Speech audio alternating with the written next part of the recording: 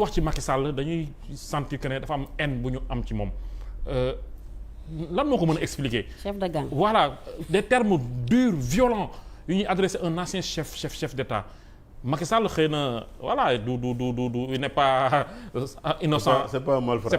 C'est pas un malfrat mais je veux dire xëy na c'est pas un saint mais aussi est-ce que mën nañ ko qualifier de chef de gang di ko menacer à chaque fois naka ngay comprendre loolu. Bon, c'est peut-être des propos regrettables. Ah.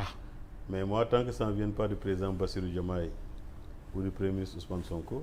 Mais ça émane du porte-parole du gouvernement, voilà, Sarré. Oui, il a dit, peut-être en utilisant son titre de porte-parole du gouvernement.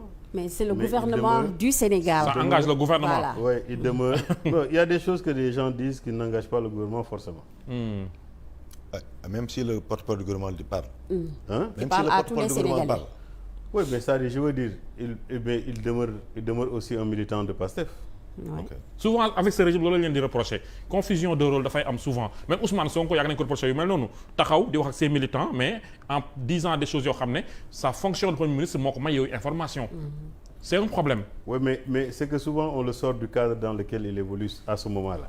Xam nga quand Ousmane Sonko rencontre la jeunesse patriotique au Grand Théâtre, il n'est pas dans l'État, il est en politique.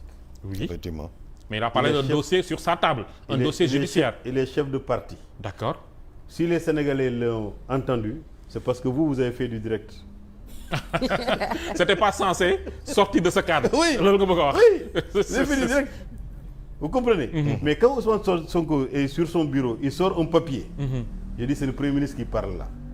Mais quand il va rencontrer ses militants, les gens font du direct. Sénégalais yëpp di ko déglu. On dit c'est le Premier ministre qui est en train de parler. Il est en train de parler avec qui? Avec ses militants.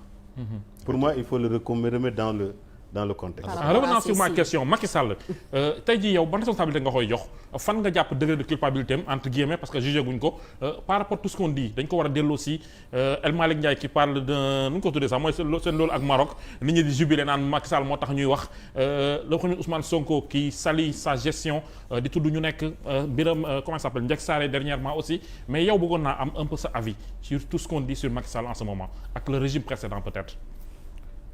Xam nga dans le régime de Macky Sall man personnellement en tant que Sénégalais li ma ci gën a naqari mooy que des Sénégalais sortent pour manifester et le soir on compte nos morts. Entre 2021 et 2024. C'est comme si il était interdit de manifester au Sénégal. Les gens sortent pour manifester et le soir il faut compter les morts. Je parle pas des blessés, je parle pas des arrestations. Loolu je ne le comprends pas. Tu sais, Abdoulaye Wade c'est peut-être vers la fin de son régime que 2011 2012 2011 sax 2011 ab bi ñuy waajal élection yi quand il voulait coûte que coûte faire un troisième mandat. Mais man am na koo xam ne il était directeur de cabinet de Abdoulaye Wade pour ne pas le nommer Habib Sy. Il disait que à chaque fois que les gens doivent intervenir dans une manifestation Abdoulaye Wade le disait pas d'armes létales. C'est-à-dire kenn warul dès ce jour-là. Parce que boo seetloo sax doguma la les morts qu'il y a eu le 23 juin. Oui. Les manifestations étaient terribles. Mais on n'a pas. Mais parfois une petite manifestation le soir on dit il y a 3 morts il y a 5 morts. su Macky Sall les morts qu'il y a yu bëri du bal Mamadou Diop oto bi moo dérapé fekk ko fa. le policier Fodé Ndiaye. loolu laay wax su Fodé Ndiaye ay big lañ ko dóor. Voilà je veux dire les forces de l'ordre souvent ils n'utilisaient pas les armes comme ni nga ko waxee. Mais fii c'est des balles réelles. Le petit garçon là qu'on a tué à Kër Mbaye Fall là. Devant sa porte là. C'est une balle. Mais pourquoi les enquêtes tardent? Et puis bonne question. Des enquêtes. Hein? Pourquoi les enquêtes tardent? Oui mais c'est-à-dire xam nga pour man. lu nekk ak waxtoom. Je peux pas parler au nom du gouvernement parce que je suis pas membre du gouvernement. Effectivement. Pour man lu nekk ak waxtoom. Et je suis sûr que le nouveau régime a commencé par le Premier ministre surtout. Parce que c'était lui le président du PASTEF. Et le secrétaire général du PASTEF qui est aujourd'hui Bassirou Diomaye.